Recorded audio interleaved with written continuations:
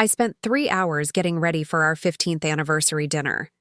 3 hours of carefully applied makeup, my hair styled in loose waves the way David always liked it, and a new dress that cost more than I'd normally spend. I wanted everything to be perfect. 15 years of marriage deserved that much, didn't it? The restaurant was David's choice, an upscale place downtown where celebrities were spotted and reservations were made months in advance. Yet somehow, despite his increasingly busy schedule, he'd managed to secure us a table by the window overlooking the city lights. "You look beautiful," he said when I arrived, standing to kiss my cheek. The compliment felt rehearsed, his lips barely grazing my skin. I ignored the twist in my stomach. "Thank you. You don't look so bad yourself." David had always been handsome in that classic way.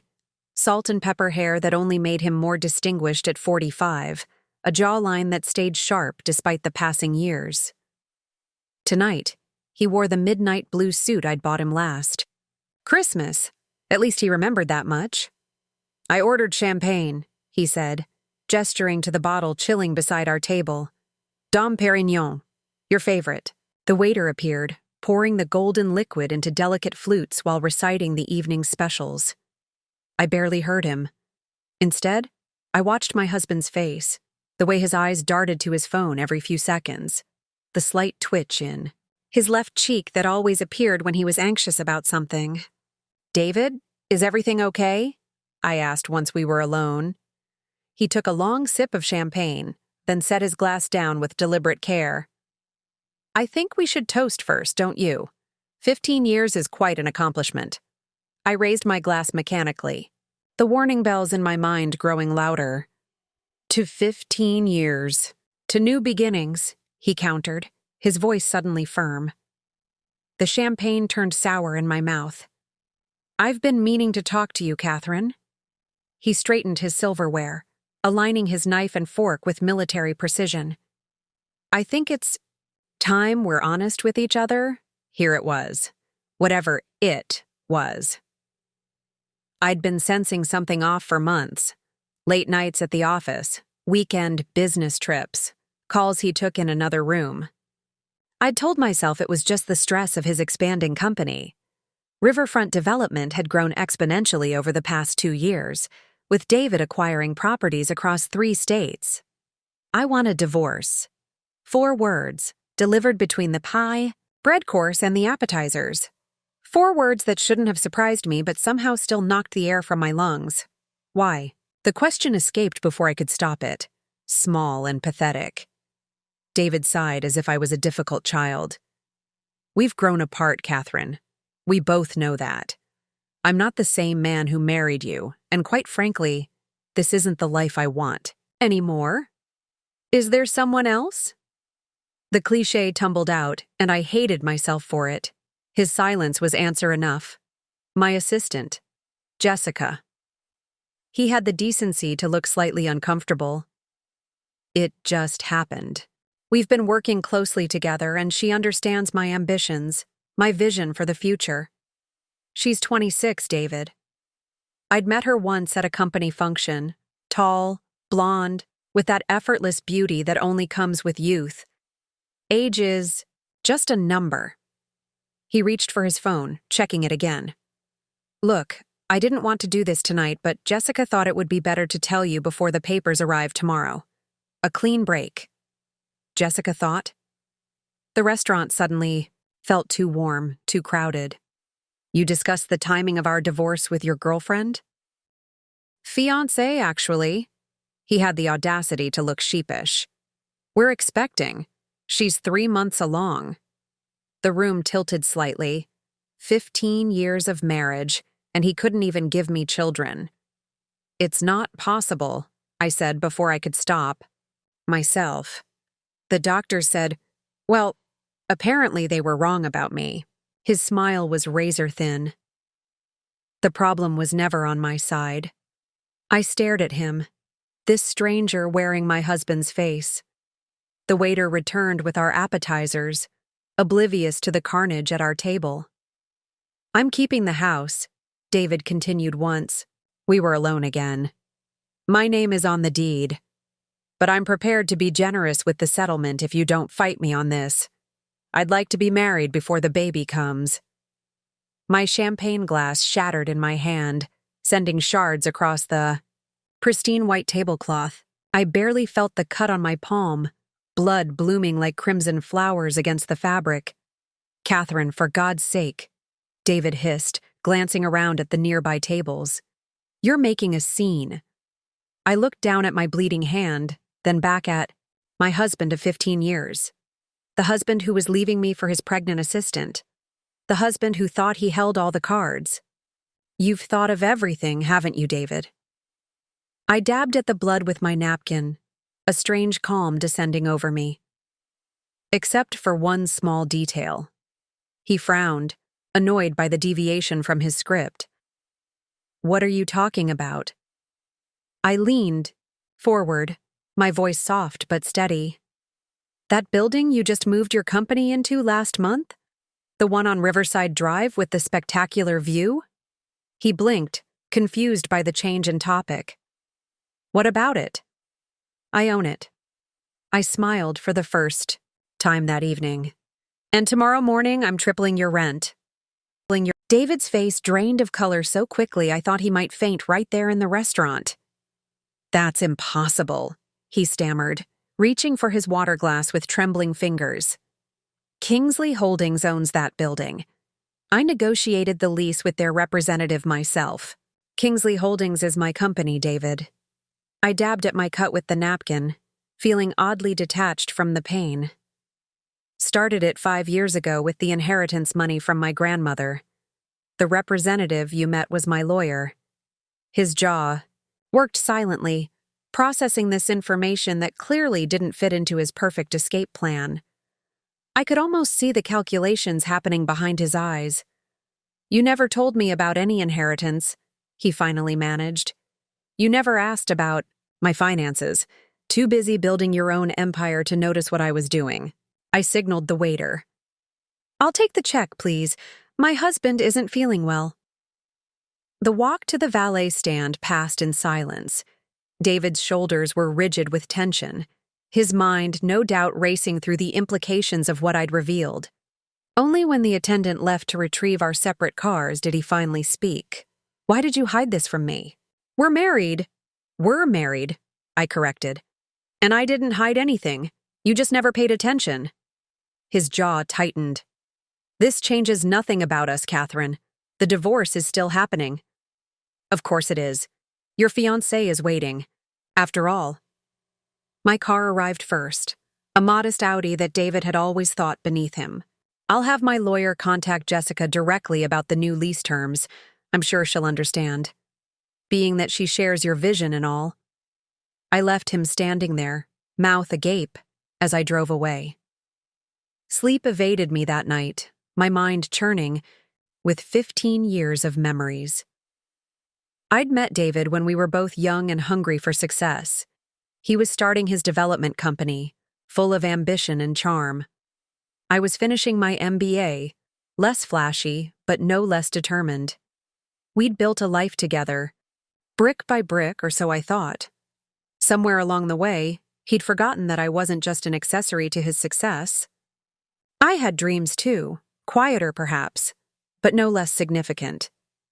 When Grandma Rose passed away, leaving me a substantial inheritance, I'd hoped David would finally see me, really see me. But he'd been in the middle of a major development project, barely acknowledging the news between phone calls and meetings. So I made a decision.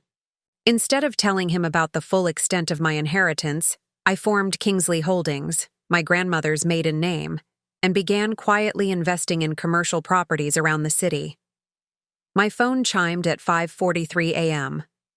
A text from David. "We need to talk. This isn't fair and you know it." I didn't respond.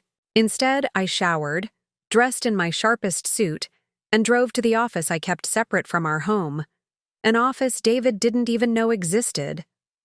Amanda, my assistant, greeted me with coffee and concerned eyes. "Rough night?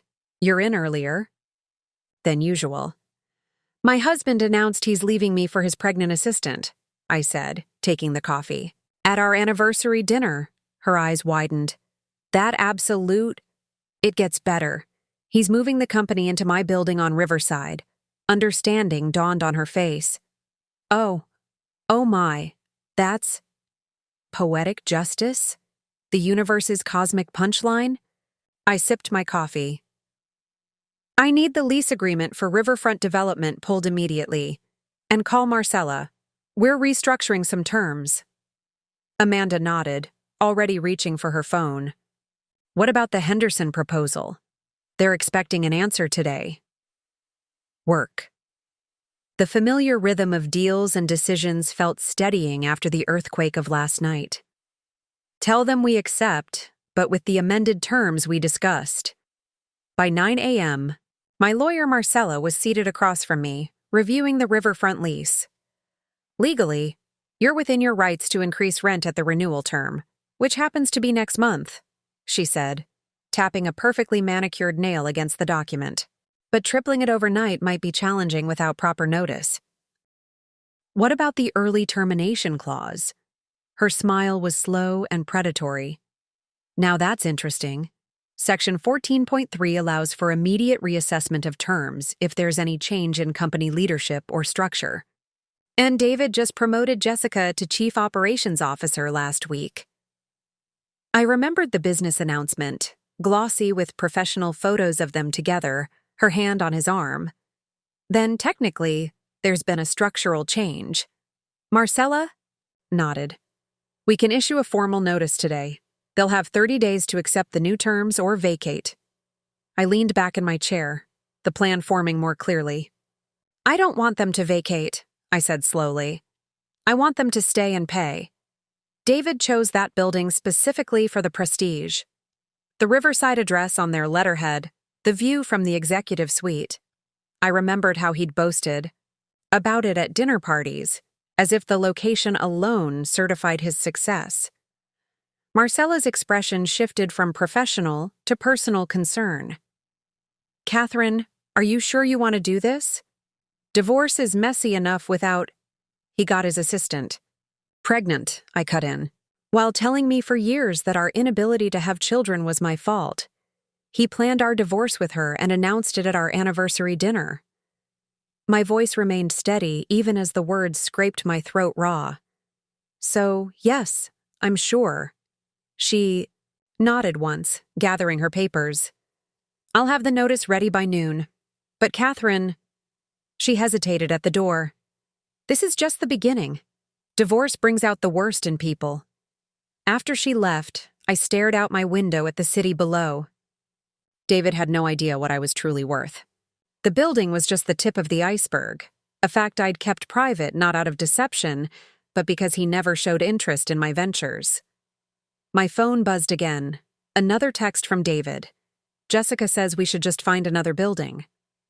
I told her it's not that simple. Call me. I smiled despite everything. Jessica was about to learn that in business, as in marriage, things were rarely simple. And David was about to discover exactly what he was losing. Not just a wife who had supported him for 15 years, but a woman who had quietly built her own empire while he wasn't looking. I texted back one word. Later. Then I called the one person who would understand completely. Hey, it's me. You free for lunch? David's leaving me for his pregnant assistant, and I'm about to make him regret it. My brother Michael's response was immediate. Text me the restaurant. I'll bring champagne. Michael arrived at Bellini's with a bottle of Veuve Clicquot and righteous indignation on my behalf.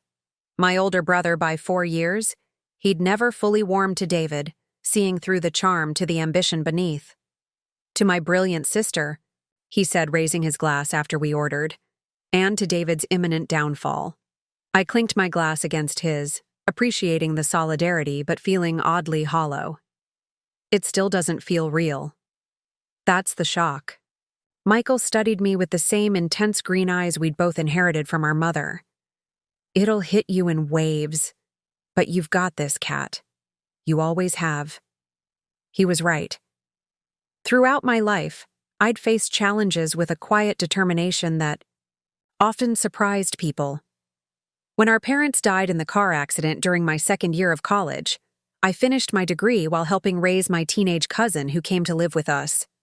When I discovered I couldn't have children, a fact David had cruelly thrown in my face last night, I channeled my nurturing instincts into mentoring young women in business.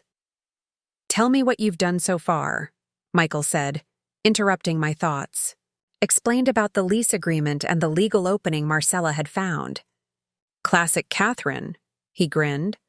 "Always 3 steps ahead. David never realized what he had, did he?" Apparently not. A thought struck me. You know what's strange? Part of me feels relieved. Like I've been carrying this marriage alone for so long, and now I can finally put it down. Michael nodded. The last few years, whenever I saw you together, it felt like watching a one-woman show with David making occasional cameo appearances. You deserved better. The waiter delivered our food, momentarily halting the conversation. When he left, Michael leaned forward. "So what's the next move after the lease bombshell?" "I'm not sure." I picked at my salmon. "The building is just the beginning. There's the house to consider. Our investments." "And Jessica," Michael added pointedly. "What do you know about her?" I shrugged. "Young, ambitious, apparently fertile, and working directly under her married boss." He raised an eyebrow. "Doesn't exactly scream ethical decision-making." A flash of memory. The company Christmas party 6 months ago. David introducing Jessica, his hand lingering too long on her lower back. Had it been happening even then? My phone buzzed with a text. David again. "The lawyer just delivered the lease notice. This is extortion. Call me now." I showed Michael, who let out a low whistle. Someone's panicking. Good. I took another sip of champagne. Maybe he should have thought about his business interests before sleeping with his assistant. Speaking of business interests, Michael's expression turned thoughtful. "You mentioned Riverfront just moved into the building last month. That must have been expensive. All new furnishings, technology, signage, not to mention lost productivity during the transition." The implication clicked. Another move so soon would be costly. They'd lose the deposits, the custom renovations, not to mention the prestige of the address. "Didn't you say that building was featured in Business Monthly as one of the most desirable commercial properties downtown?" I nodded slowly, ideas forming. David leveraged everything to expand Riverfront. He took out loans, brought in investors. The building was supposed to be the crowning achievement, tangible proof of his success. "And if they have to downgrade locations after just a month," Michael trailed off, letting me complete the thought. "Investors might get nervous. Clients, too." A cold calculation replaced the hurt inside me. I need to make some calls. After lunch, instead of returning to my office, I drove to the Riverside building. Standing across the street, I studied the gleaming glass tower with new eyes. Riverfront. Development stretched across the entrance in bold, backlit letters that had required special approval from the building management. My building management. The security guard recognized me from previous visits. "Mrs. Warner, haven't seen you in a while. Here to surprise Mr. Warner?" If he only knew. "Something like that, Joe. Just need to check on something. No need to announce me."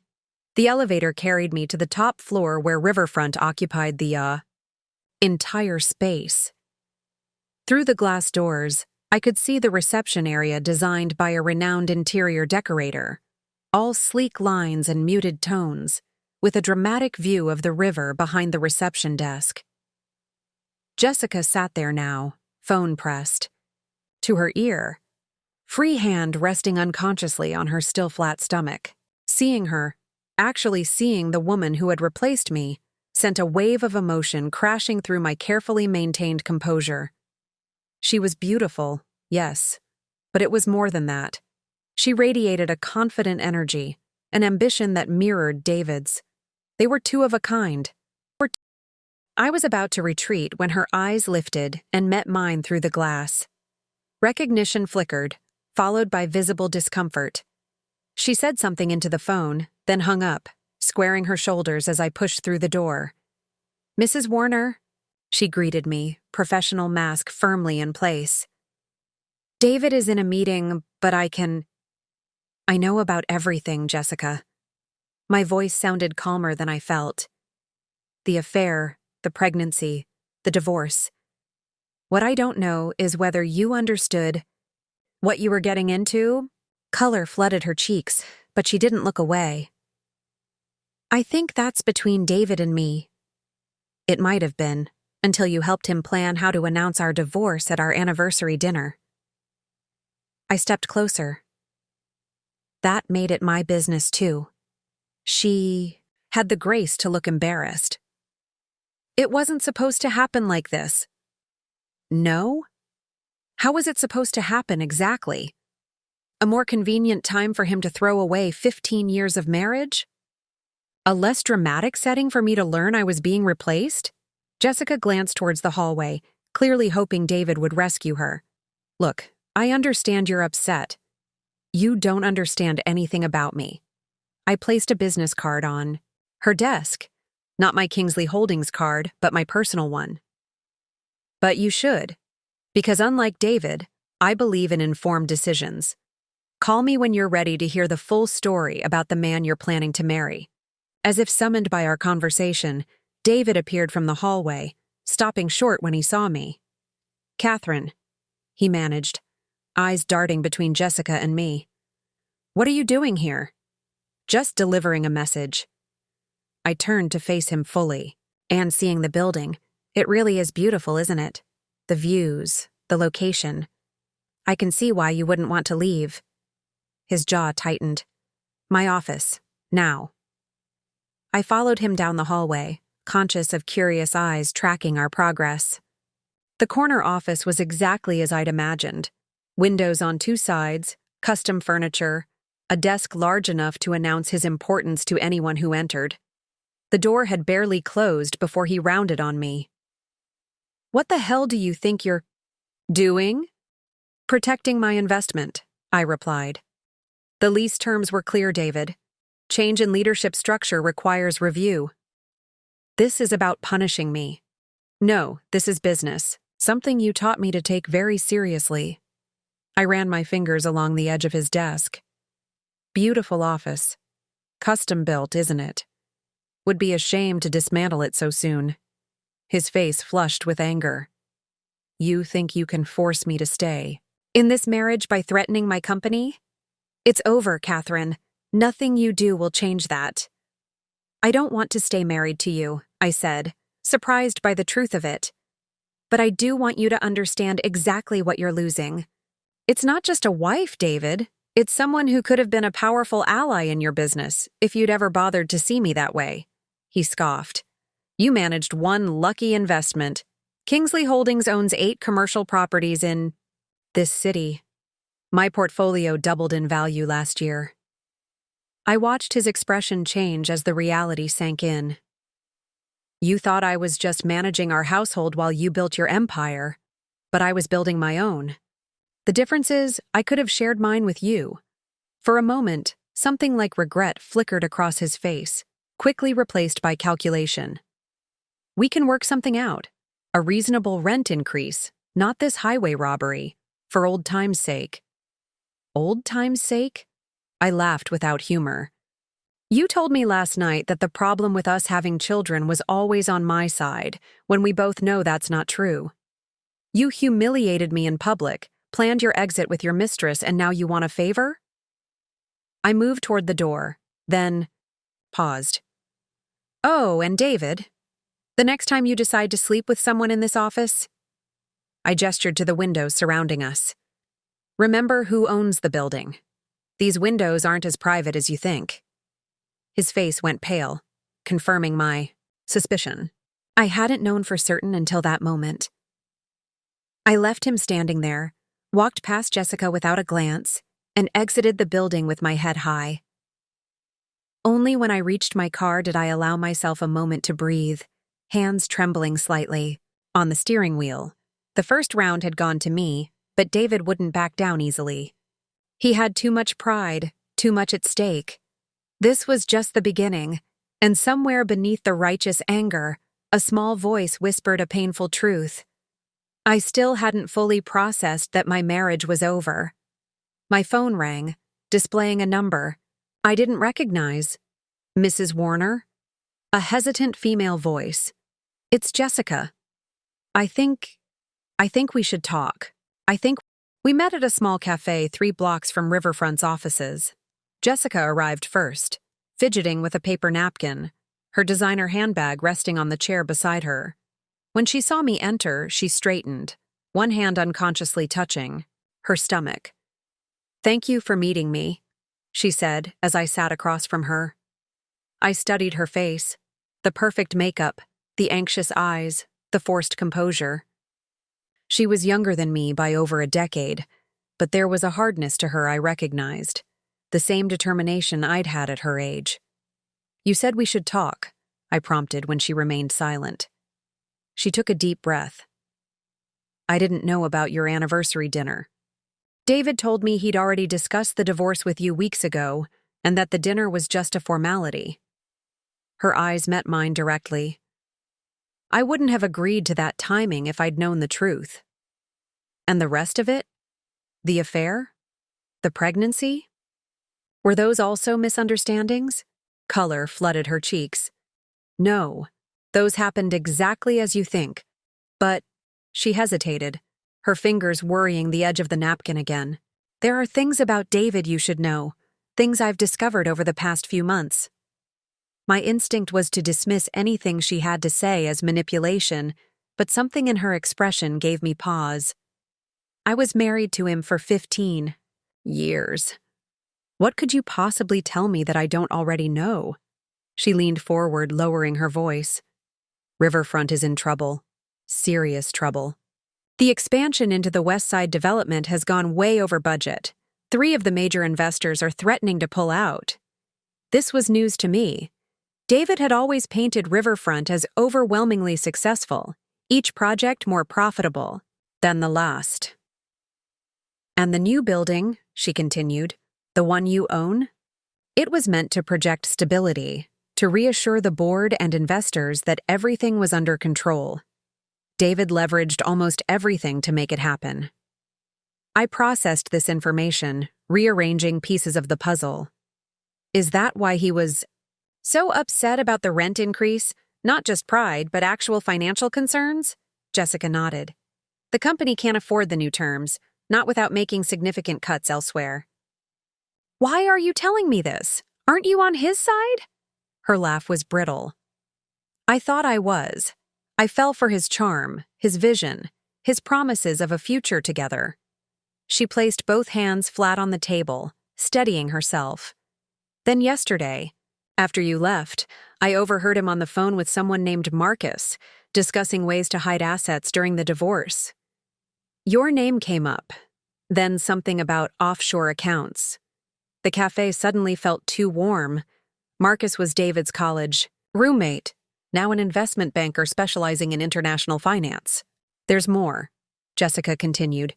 "When I asked him about it later, he got angry, said I needed to trust him, that sometimes in business you had to get creative with finances." She swallowed hard. The way he looked at me, it was like a mask. Slipping. For the first time, I saw what he was capable of. "And the baby?" I asked, the question escaping before I could stop it. Her eyes welled with tears. "Is real, due in December." She straightened her shoulders. "I'm keeping it, regardless of what happens with David. But I'm starting to question everything else." Sat in silence, 2 women connected by the same man, processing painful revelations. "Why come to me?" I finally asked. "You could have gone to the board, or just walked away. Because you know him better than anyone. And because—" She hesitated. "I saw the way your lawyer handled the lease situation. Smart, strategic, completely by the book, but devastating. I need someone like that in my corner if things get ugly." Irony wasn't lost on me, David's pregnant girlfriend seeking my help against him. Yet beneath my anger, a cold, logical part recognized the opportunity here. "What exactly are you proposing?" "Information," she said simply. "I have access to everything: financial records, emails, meeting notes, things that would be very interesting to the right people, including details about how he's planning to hide assets from me in the divorce." She nodded. "That and more. But I need protection. If I help you, I want your word that you'll help me secure my future and the baby's. Not through David. I don't want anything from him anymore, but through legitimate means." I sat back, considering her offer. This wasn't just about revenge anymore. It was about justice, and perhaps redemption for us both. "I'll need to think about it," I said finally. "This changes things." She reached into her bag and pulled out a flash drive. "Take this. It has copies of the most important documents. You should know what you're dealing with." She stood, gathering her things. "I have to get back before David notices I'm gone. Call me when you've decided." After she left, I sat alone, turning the flash drive over in my hands. The cafe bustled around me, but I hardly noticed, my mind racing with possibilities. That evening, I invited Michael and Marcella to my house. We gathered around my dining room table, the one David and I had chosen together when we first moved in, while I explained what Jessica had told me and showed them the contents of the flash drive. "Holy shit," Michael muttered as we scrolled through financial statements showing substantial discrepancies. "He's been cooking the books for months." Marcella's eyes narrowed as she examined the documents. "This is beyond hiding assets in a divorce. Some of this could qualify as fraud. If the SEC got involved, do we trust Jessica?" Michael asked, voicing the question that had been nagging at me. This could be an elaborate setup. I considered his concern. The documents look legitimate, and her story about David's temper matches what I've experienced recently. I remembered the tightness in his voice during our anniversary dinner, the cold calculation in his eyes. Something's changed in him. Or maybe it was always there and I just didn't want to see it. "If you go this route," Marcella warned, "it's not just about the divorce anymore. You'd be potentially triggering a criminal investigation into Riverfront.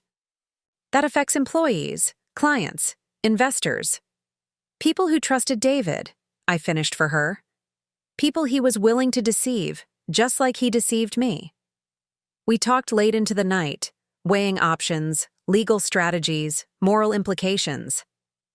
By the time they left, I had a plan, not just for my divorce, but for what would come after. The next morning, I called Jessica. "I've thought about your offer," I said when she answered. "I'm in, but with conditions. We do this my way, step by step. No freelancing, no confronting David on your own." "Agreed," she said immediately. "What's the first step?" "We need more concrete evidence. Conversations, not just documents. Can you record your meetings with him?" "Already started," she replied, surprising me with her foresight. Yesterday's budget meeting was particularly revealing. David told the board one set of numbers while I know the real figures are completely different. "Good. Keep gathering information, but be careful. If he suspects anything—" "He won't," she assured me. "As far as David's concerned, I'm still his adoring assistant, completely loyal and not nearly smart enough to understand what he's doing." Her voice hardened. "He likes to explain things to me slowly, as if I didn't graduate summa cum laude from Wharton." I almost laughed at that. David's condescension was something I knew intimately. "One more thing. If anyone asks why we're meeting, tell them it's about the baby, that I'm trying to come to terms with everything." "Will do. And Catherine?" She paused.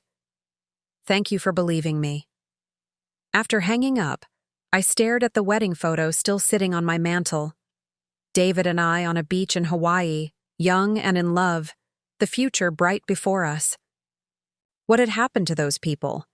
Had we changed, or had we just revealed who we truly were all along? I placed the photo face down and opened my laptop. It was time to dig deeper into Riverfront's operations. If David thought he could discard me and hide his assets, he was about to discover exactly who he'd been married to all these years. And it wasn't the compliant, unquestioning wife he believed. 3 weeks passed in a whirlwind of clandestine meetings, late-night strategy sessions, and mounting evidence. Jessica proved to be not just cooperative, but surprisingly resourceful, providing recordings, emails, and insider information that painted a damning picture of David's business practices. I barely saw my soon-to-be ex-husband during this time, communicating only through terse emails and lawyers.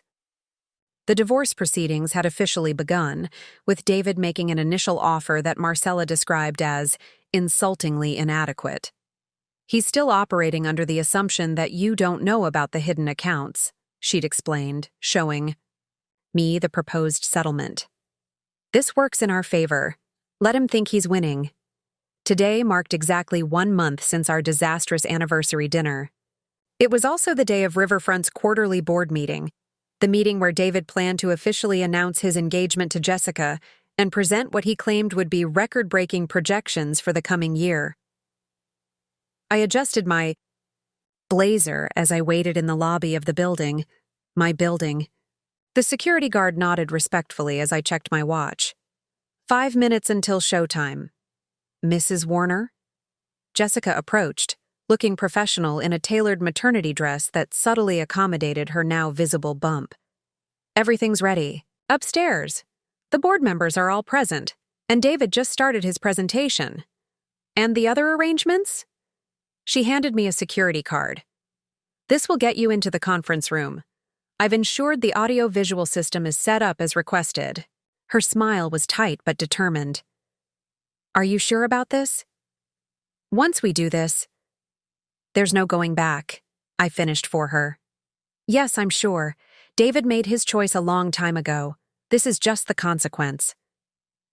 We rode the elevator in silence, the tension between us not entirely gone, but transformed into something like mutual respect. When the doors opened onto Riverfront's executive floor, Jessica led me not toward the main entrance but around to a side door. This connects to the presentation room, she whispered. You can hear everything, but they can't see you until you choose to enter.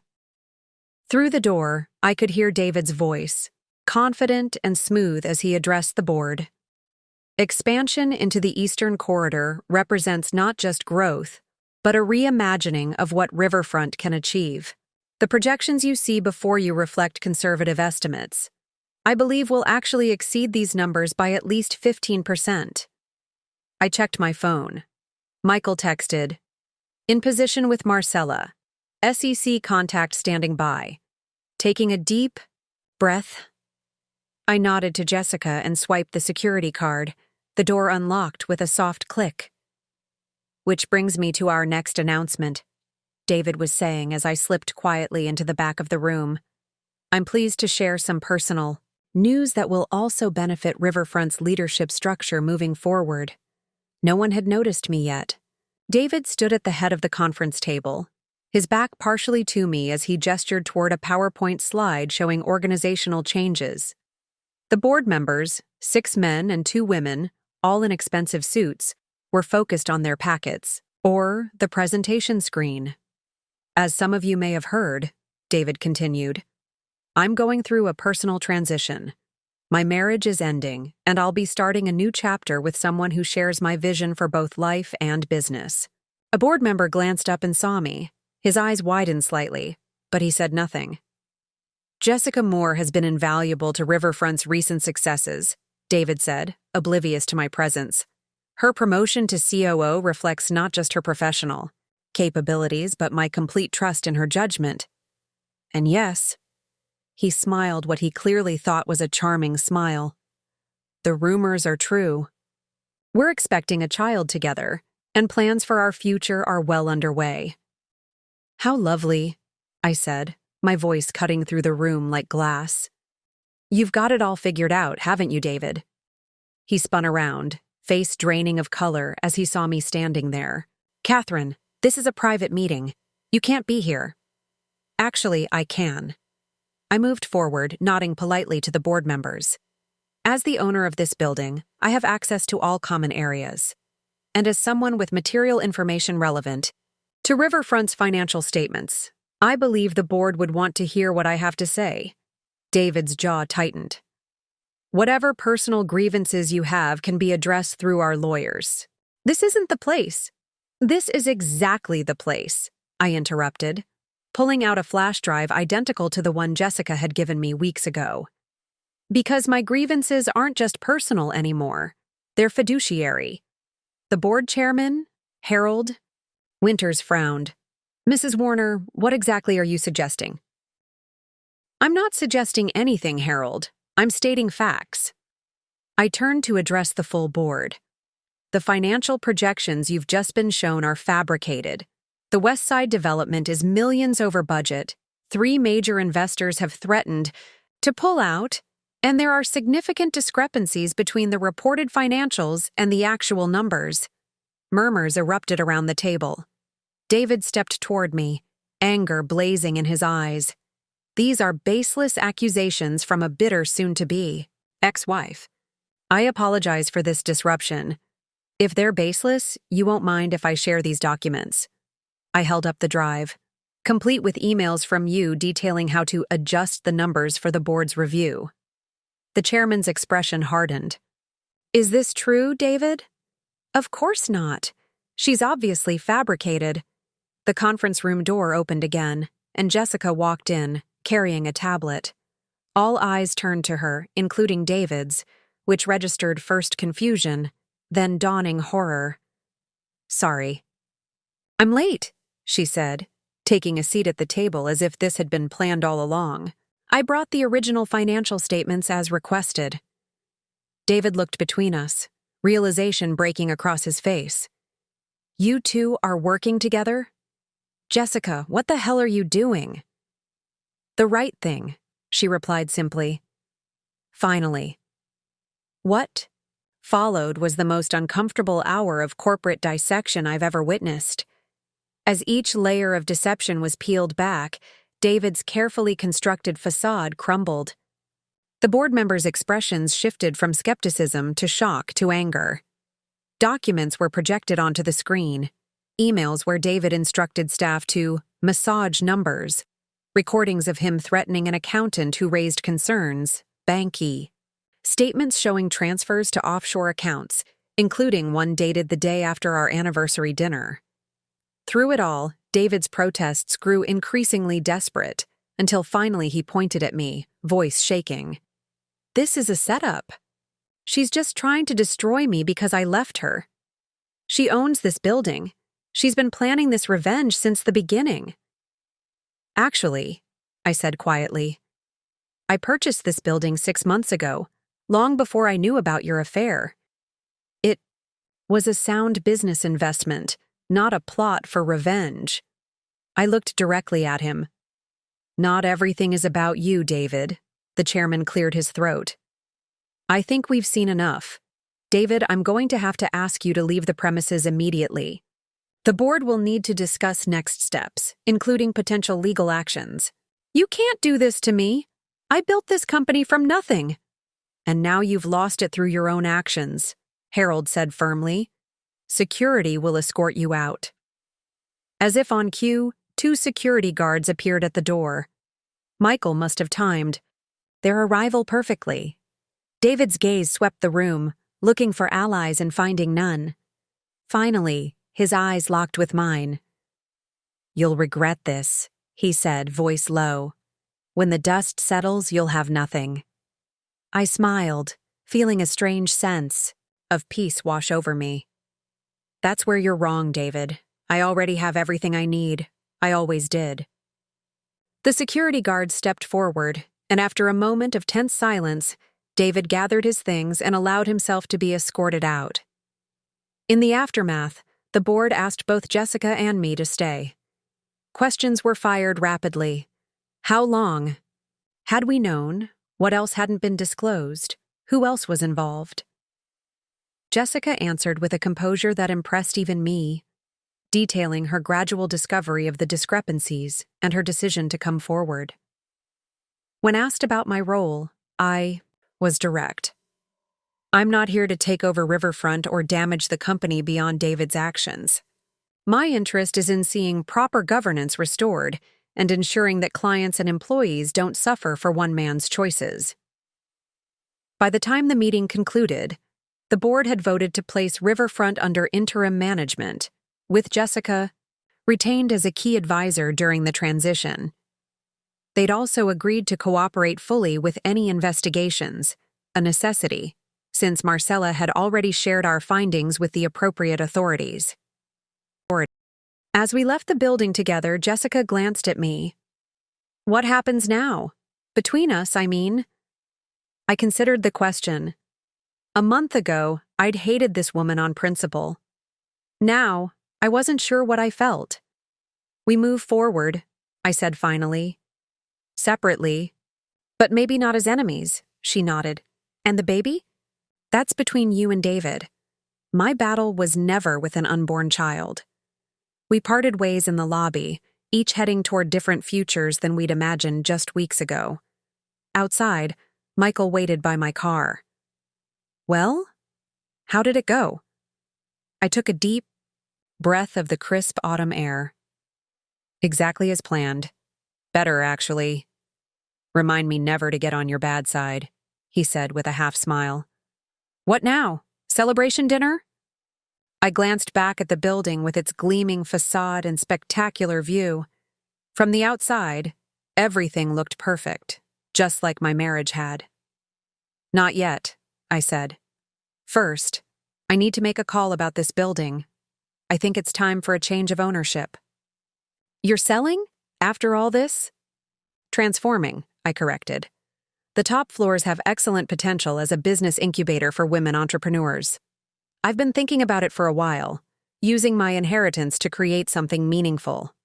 Michael smiled, really smiled. Grandma Rose would have loved that. As we drove away, I felt lighter than I had in years. The divorce wasn't finalized, investigations were just beginning, and there would undoubtedly be difficult days ahead. But for the first time since that fateful anniversary dinner, I wasn't defined by what I'd lost. Instead, I was focused on what I'd found. My voice, my power, and a future entirely of my own making, housed in a building that had become not just an investment, but a symbol of new beginnings. David had announced our divorce, thinking he held all the cards, never suspecting that I'd been building my own, hand all along. In trying to discard me, he'd only succeeded in setting me free, and that was a twist even he couldn't have predicted.